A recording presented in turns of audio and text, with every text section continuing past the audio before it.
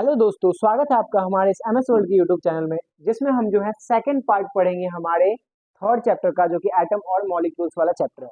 ये आपका class 9th का है, जो कि हम सेकंड पार्ट हम पढ़ रहे हैं। बाकी मैंने आपको फर्स्ट पार्ट अपलोड कर रखा है, तो उसे अगर नहीं देखा है तो उसे भी देख ले। आइए हम इसे शुरू करते हैं। तो अब हम जानते हैं कि हमारा जो है, हमने क्या क्या पढ़ लिया था कि एटम क्या होता है, आपके जो है मॉलिक्यूल्स क्या होते हैं, ये मैंने आपको बता दिया था। यानी जो आपका परमाणु क्या होता है और जो अणु है वो क्या होते हैं, वो सभी मैंने आपको बता दिया था। अब हम आते हैं अपने कि मेन यहाँ पे देखते हैं कि एटम जो है ना, तो एटम का एटॉमिक मास पहले देते हैं। तो एटम, जो मास ऑफ एटम है वो एटॉमिक मास कहलाता है।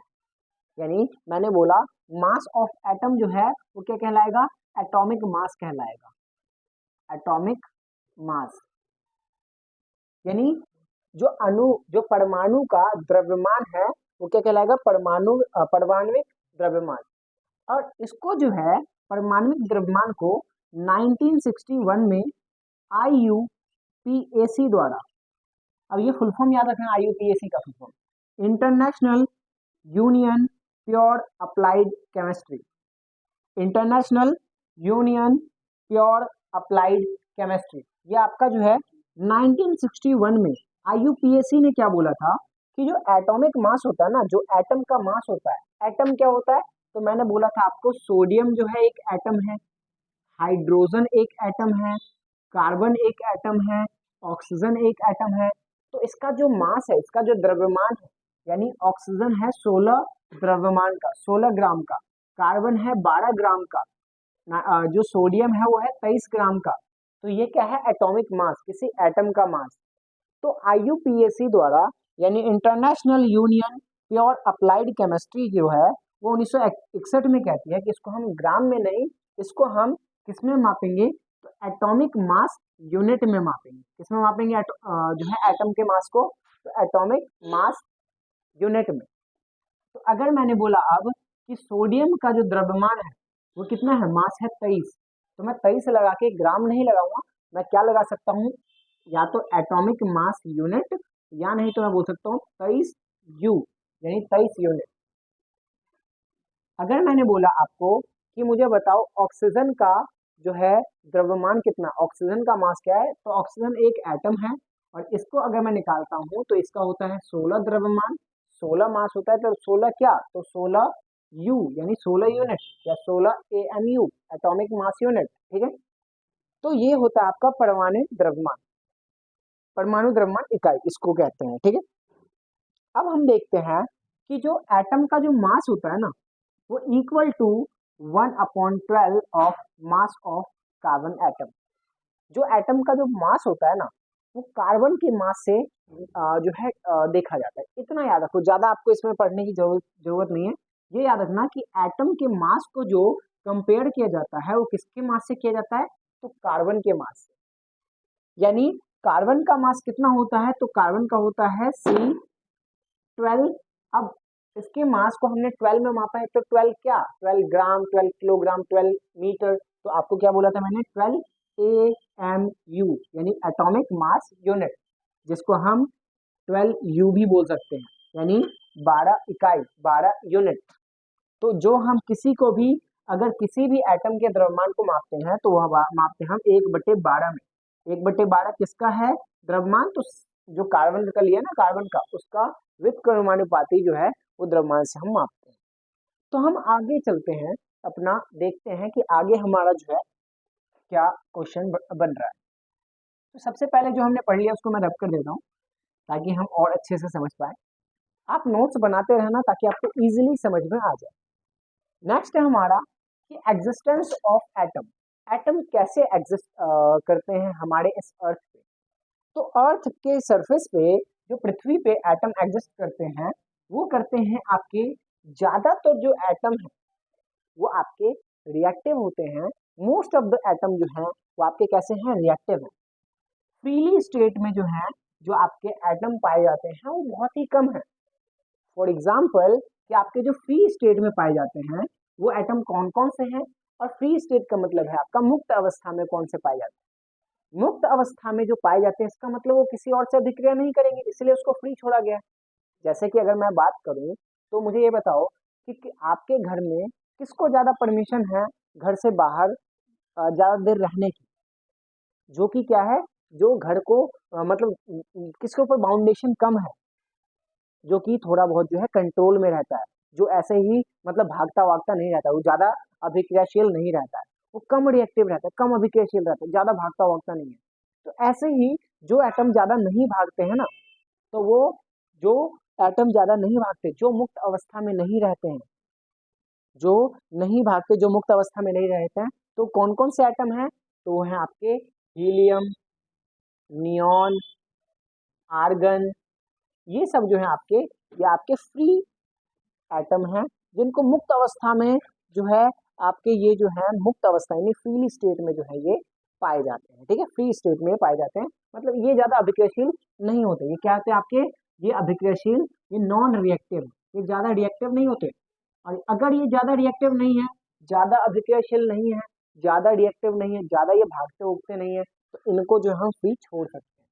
और जो घर से बहुत ही ज्यादा भाग दौड़ कर रहा है, उसको हम घर में बांध के रखते हैं ताकि वो कहीं पे भाग ना जाए। तो ये तो भागेगा ही नहीं, ये जो है ये नॉन रिएक्टिव है, ये ज्यादा अभिक्रियाशील नहीं है, तो इसको हम फ्री स्टेट में रखते हैं। फिर हमारा एटम जो है एग्जिस्ट करता है रिएक्टिव मॉलिक्यूल्स आयंस के रूप में, यानी एटम जो है वो आपके आयंस के रूप में भी एग्जिस्ट कर रहा है। जैसे कि अगर मैंने बोला, तो जो एटम है वो हाइड्रोजन का जो एटम है, हाइड्रोजन अपने आप को क्या करता है, तो आपको H2 के फॉर्म में यानी 2H के फॉर्म में अपने आप को रखेगा, 2H को साथ में रखेगा। जो ऑक्सीजन है वो O2 के फॉर्म में खुद को रखेगा। जो नाइट्रोजन है वो N2 के फॉर्म में खुद को रखेगा। तो ये सब क्या है आपका, ये अपने आप का मॉलिक्यूल्स आयंस बना लेते हैं, मतलब ये अपने आप को जो है अणु बना लेते हैं, दो एटम को एक साथ जोड़ लेते हैं और अपने साथ रहते हैं कि हम जो है अब कहीं पे नहीं जाएंगे।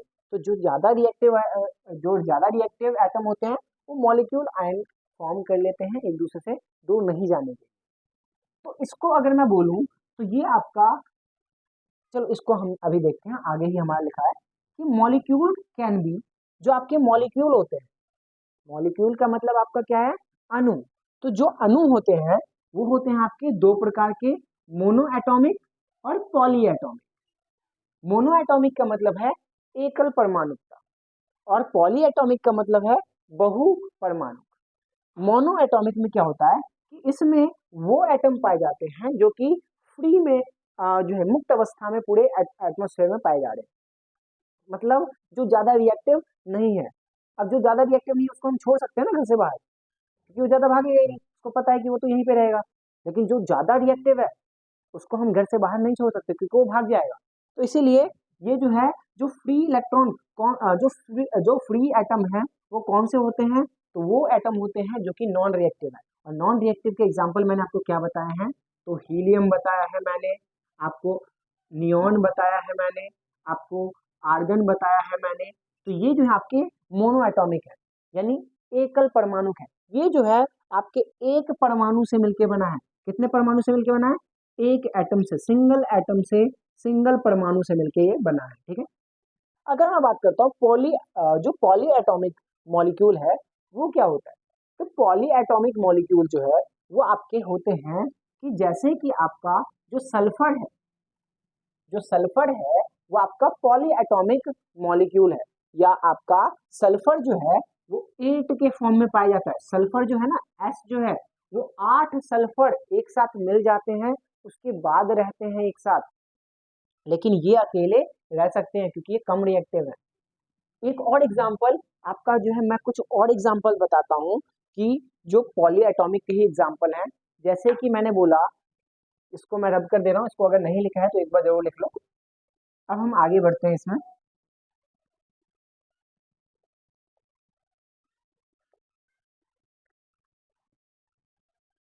तो सबसे पहले अगर मैं बात करूं तो आपके जो एटम होते हैं वो मोनो एटॉमिक कौन कौन से हैं, मतलब एकल परमाणुकता कौन से हैं, कौन फ्री स्टेट में पाए जाते हैं, तो फ्री स्टेट में जो पाए जाते हैं जो मोनो एटॉमिक होता है, यानी एकल परमाणु, यानी एक एक परमाणु से बने होते हैं, वो कौन से हैं? तो वो है आपका हीलियम, आर्गन और कौन सा है? नियॉन। क्यों होते हैं ये? क्योंकि ये नॉन रिएक्टिव है, ये ज्यादा अभिक्रियाशील नहीं है, ठीक है, नॉन रिएक्टिव है, ये नॉन रिएक्टिव है। अगर मैं बात करूं तो अब हमारा होता है डाई एटॉमिक। क्या होता है? Di atomic. डाई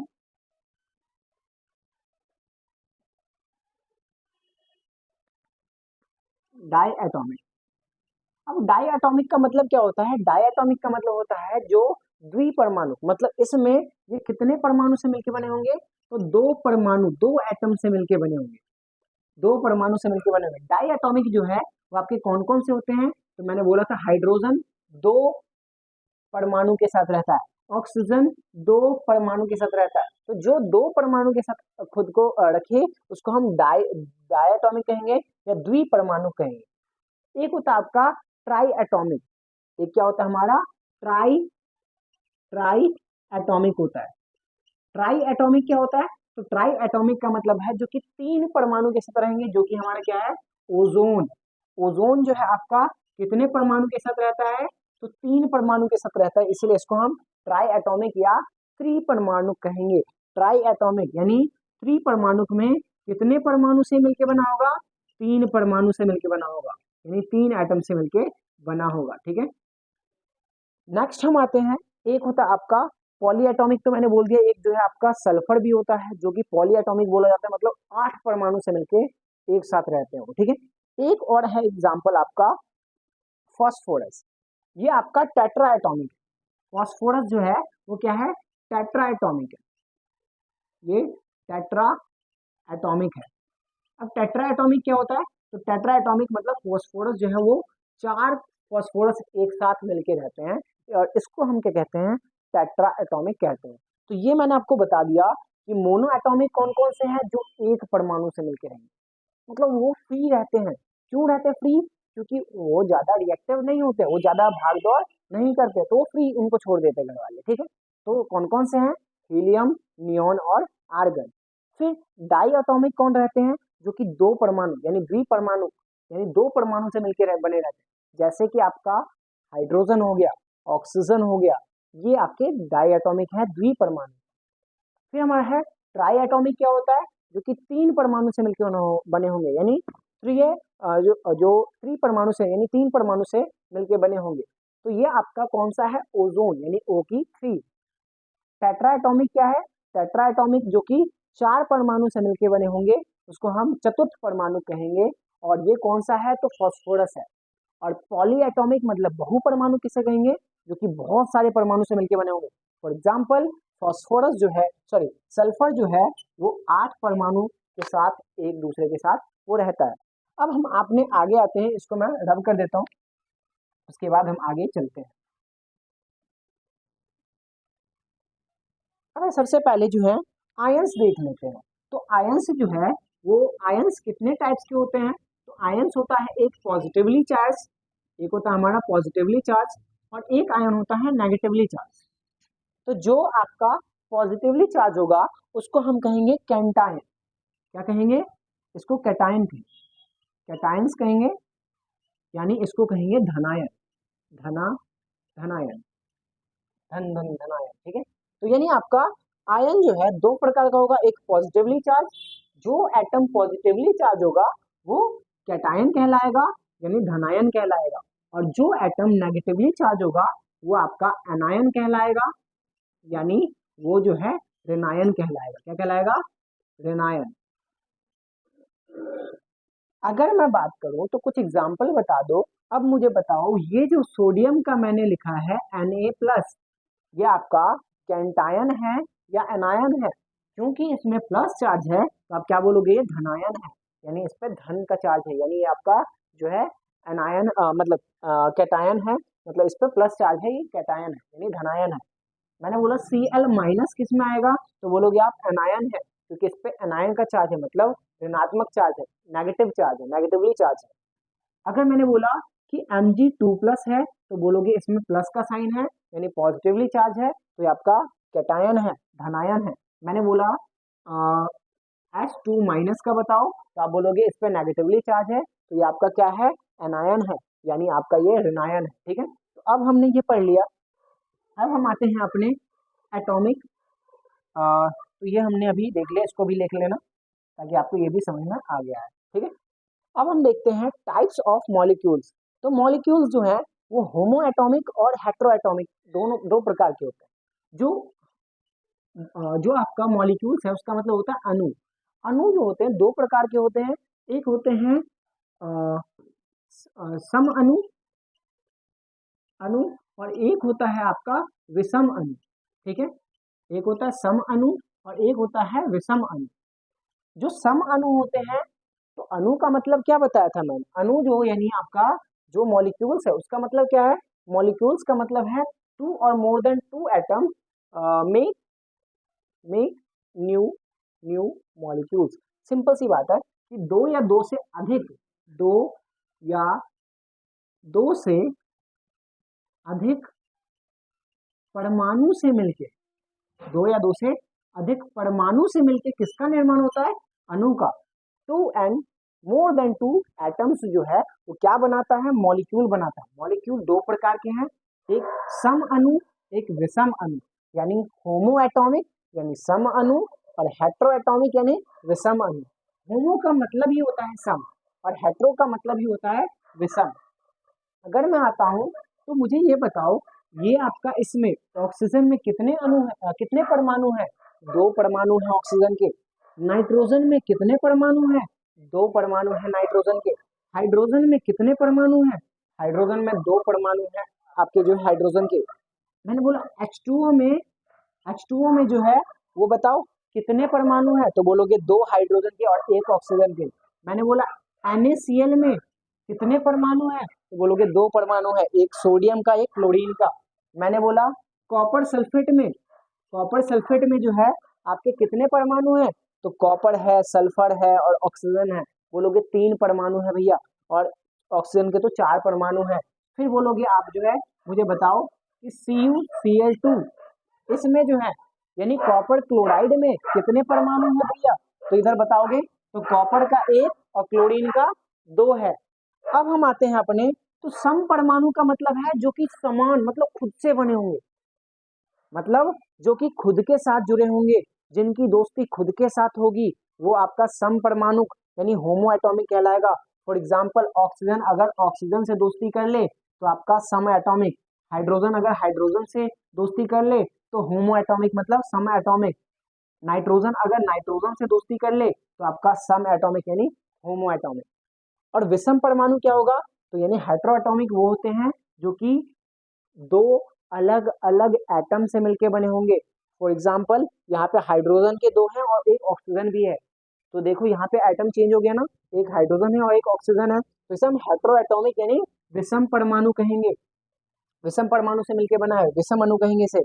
NaCl एक सोडियम है और एक क्लोरीन है, तो यहाँ पे भी देखोगे दो आपके परमाणु है, तो एक सोडियम और एक क्लोरीन, तो इसको भी मैं क्या कहूंगा, तो विषम परमाणु कहूंगा, मतलब विषम अणु कहूंगा। ये देखो कॉपर सल्फर और ऑक्सीजन का चार अणु है, तो यानी ये भी आपके तीन इसमें परमाणु हो गए, तीन परमाणु मिलके अणु का निर्माण कर रहा है, तो ये विषम अणु है आपका। यहाँ पे देखोगे कॉपर और क्लोरीन के दो हैं, कॉपर का एक है और क्लोरीन का दो परमाणु है, तो बोलोगे ये जो है आपका दो या दो से अधिक परमाणु से मिलके बना है, तो आप बोलोगे ये विषम अणु है। सम अणु मतलब खुद से दोस्ती, विषम अणु मतलब दूसरे से दोस्ती। ठीक है, अब हम आते हैं, और फॉर एग्जाम्पल मैंने बोला मुझे बताओ अगर मैं पानी में पानी मिलाया तो ये कौन सा होगा, पानी में पानी मिलाया, तो आप बताओ मुझे, आपका जो है मुझे बताओ कौन सा सम वाला काम कर रहा हूँ या विषम वाला, तो सम वाला काम कर रहा हूँ। और पानी में अगर तेल मिलाता हूँ तो ये विषम वाला काम है। ऐसे ही जब ऑक्सीजन ऑक्सीजन से मिलेगा तो सम अणु, और जब ऑक्सीजन हाइड्रोजन से मिलेगा तो विषम अणु हो जाएगा। ठीक है, अब हम आते हैं अपने नेक्स्ट पे। तो अब हमारा जो है नेक्स्ट हमने ये वाला पढ़ लिया, तो इसको भी मैं आपको रब कर दे रहा हूँ। हम आगे बढ़ते हैं, मॉलिक्यूलर मास क्या होता है।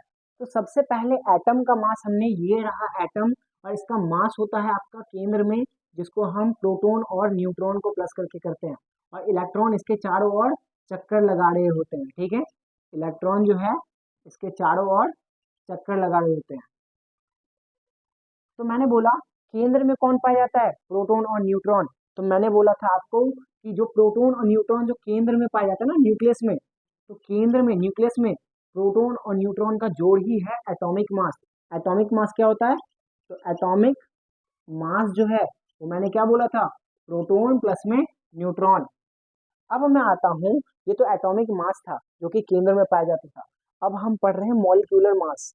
अब ये देखो, मैंने बोला ये वाला मॉलिक्यूल मैं ले लेता हूँ, यहाँ पे है ऑक्सीजन O2। मुझे बताओ इसका ये क्या मॉलिक्यूल है, क्या ये मॉलिक्यूलर है, तो बोलोगे हाँ ये मॉलिक्यूल है। ये कौन सा मॉलिक्यूल है, तो बोलोगे होमो एटॉमिक है, क्योंकि ये समपरमाणुक है, मतलब एक ही मतलब खुद से ही दोस्ती कर रखा है, समपरमाणुक है, होमो एटॉमिक है। बताओ मुझे इसका मास कितना होगा, तो बताओ इधर एक ऑक्सीजन का मास होता है 16, तो दो ऑक्सीजन का कितना मास होगा, तो 16 दूनी 32, और ऑक्सीजन के मास को हम किस में मापते हैं, यू में, ठीक है, तो 32 यूनिट। मैंने बोला H2 है, इसका द्रव्यमान निकालो। एक हाइड्रोजन का द्रव्यमान होता है 1, तो दो हाइड्रोजन का द्रव्यमान कितना हो जाएगा, 2U। तो मतलब इसका मॉलिक्यूलर मास कितना निकल गया, 2U। मैंने बोला नाइट्रोजन का निकालो। एक नाइट्रोजन का द्रव्यमान होता है 14, तो पूरे नाइट्रोजन मतलब N2 का द्रव्यमान निकालो। एक नाइट्रोजन का 14 होता है, तो N2 का निकालो, तो इधर N2 हो गया ना, तो 14 गुना में 2 यानी 28U। तो यानी इसका मतलब क्या है, मैंने अणु का भार कैसे निकालता हूँ, तो जितना भी अणु का भार है ना उसको गुना जोड़ करके निकाल देता हूँ, ठीक है। अब हम आते हैं अपने, अब मैं थोड़ा सा हार्ड करता हूँ, ठीक है, जो कि क्वेश्चन आता है ये वाला। ये तो आपका मोनो एटॉमिक एग्जाम्पल है जो कि बहुत ईजी है। हेट्रो, क्या ये हेट्रो एटॉमिक है, विषम परमाणु है। अब इसका अगर मॉलिक्यूलर मास निकालना है तो कैसे निकालते हैं, बताओ। हाइड्रोजन का भार कितना है, 1 है, और कितने हाइड्रोजन है, 2 है, और प्लस में ऑक्सीजन का भार कितना होता है, 16, तो बराबर में क्या हो जाएगा, 2 एकम 2, और प्लस में 16 यानी 18 यूनिट। ये आपका H2O का भार हो जाएगा, ठीक है। मैंने बोला NaCl का भार देखकर निकालो। Na यानी सोडियम का होता है 23, प्लस में क्लोरीन का होता है 35.5, तो कितना हो जाएगा, 58.5 यूनिट। यानी ये हो जाएगा आपका NaCl का द्रव्यमान, यानी मॉलिक्यूलर मास। मॉलिक्यूलर मास का मतलब होता है आणविक द्रव्यमान। आणविक द्रव्यमान अगर निकालने के लिए बोले तो आपको ऐसे निकालना है। एक और एग्जांपल, CuCl2 का मॉलिक्यूलर मास निकालो, आणविक द्रव्यमान निकालो। तो आणविक द्रव्यमान कैसे निकालते हैं, कॉपर का आपका क्या है, इसको जो है आप जो है कमेंट बॉक्स में जो है इसको पिन करोगे इसका आंसर, ठीक है। अब हम आते हैं अपने, कि मुझे ये बताओ जो मॉलिक्यूलर मास है, सबसे पहले एक है हमारा फॉर्मूला, हम निकालते हैं कि कैसे कैसे जो है आपको किसी का अभिक्रिया करवाना है, ठीक है। तो फॉर्मूला इसको जो है मैं, ये सब मैंने आपको समझा दिया वैसे, इसको हम करते हैं तो फॉर्मूला की बात करते हैं, ठीक है। ये जो है आपका फॉर्मूला की बात करते हैं। अब अगर मैं आता हूँ, अब अगर मैं आता हूँ फॉर्मूला पे, तो सबसे पहले आपको ना, जो मैं पहले वीडियो मैंने केमिस्ट्री का बेसिक केमिस्ट्री वाला भेजा है उसको जरूर देखना, ताकि आपको ये अच्छे से समझ में आए।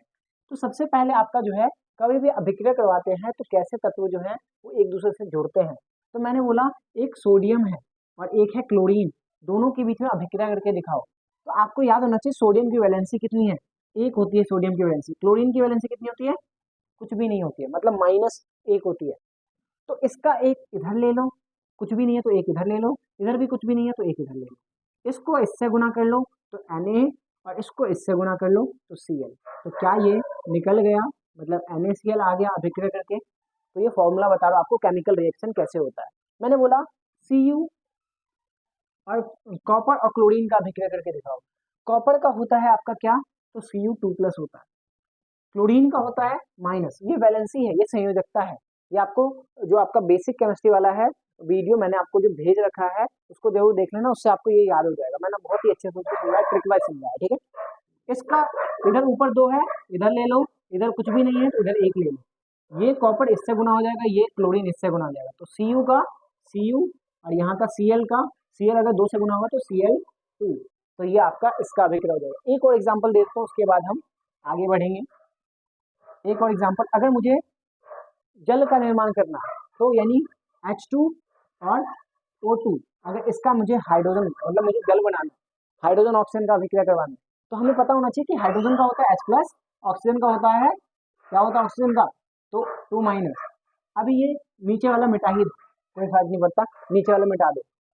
इसका कुछ भी नहीं है तो एक नीचे, इसका 2 है तो 2 नीचे, ये इससे गुना हो जाएगा, ये इससे गुना हो जाएगा, तो यानी H इससे गुना होगा तो H2 और O एक से गुना होगा तो O। तो ऐसे होता है अभिक्रिया, ठीक है। तो इसको जो है आप अभिक्रिया कर लेना, आपको कुछ क्वेश्चन दे रहा हूँ, यानी मुझे करना आप जो है सोडियम और सल्फेट का करके दिखाना, ठीक है। और एक लास्ट जो है हमारा एटॉमिसिटी क्या होती है, एटॉमिसिटी का मतलब है number of atoms present in one molecule, यानी एक अणु में कितने परमाणु मौजूद है, उसी को ही हम क्या कहते हैं, परमाणुकता कहते हैं, एटॉमिसिटी का। तो बहुत मोस्ट इंपॉर्टेंट क्वेश्चन है, यानी आपका परमाणुकता किसे कहते हैं, परमाणुकता किसे कहते हैं, एटॉमिसिटी किसे कहते हैं। तो number of atoms present in one molecule, मतलब एक मॉलिक्यूल्स में कितने आपके परमाणु मौजूद हैं, उसी को हम परमाणुकता कहते हैं। फॉर एग्जाम्पल, यानी O2 में कितने परमाणु मौजूद हैं, 2, तो इसकी परमाणुकता है ये। O3 में यानी ओजोन में कितने परमाणु मौजूद है, तो 3, तो ये इसकी परमाणुकता है। तो हमारा ये चैप्टर यहाँ पे कंप्लीट हो जाता है। कुछ भी अगर इस चैप्टर में डाउट हो तो आप कमेंट बॉक्स में आप पूछ सकते हो। अपने ज़्यादा से ज़्यादा दोस्तों को शेयर करो, सब्सक्राइब करो, लाइक करो, और इसको जो है आगे से आगे शेयर कर दो। धन्यवाद।